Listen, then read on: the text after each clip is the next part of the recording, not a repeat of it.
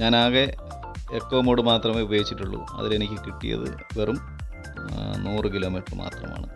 അപ്പോൾ ഈ ഒരു വാഹനം 110 115 മൈലേജ് കിട്ടും എന്ന് പറയുന്നത് ഏത് അടിസ്ഥാനത്തിലാണെന്ന് അറിയില്ല.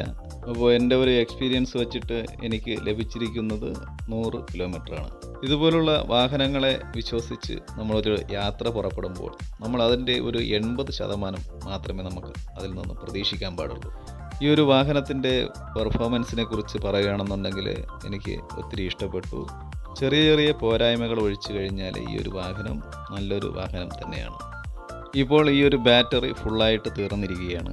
ഈ ഒരു ബാറ്ററി ചാർജ് ചെയ്യാൻ വേണ്ടി എത്ര യൂണിറ്റ് കറണ്ട് എടുക്കുന്നുണ്ട്, അതുപോലെ തന്നെ എത്ര സമയം കൊണ്ട് ചാർജ് ചെയ്യാൻ സാധിക്കും എന്നതിനെക്കുറിച്ചുള്ള ഒരു വീഡിയോ ഞാൻ തൊട്ട് അടുത്ത് തന്നെ പോസ്റ്റ് ചെയ്യുന്നുണ്ട്. അപ്പോൾ വീഡിയോ ഇഷ്ടപ്പെട്ടുവെങ്കിൽ സപ്പോർട്ട് ചെയ്യുക. മറ്റൊരു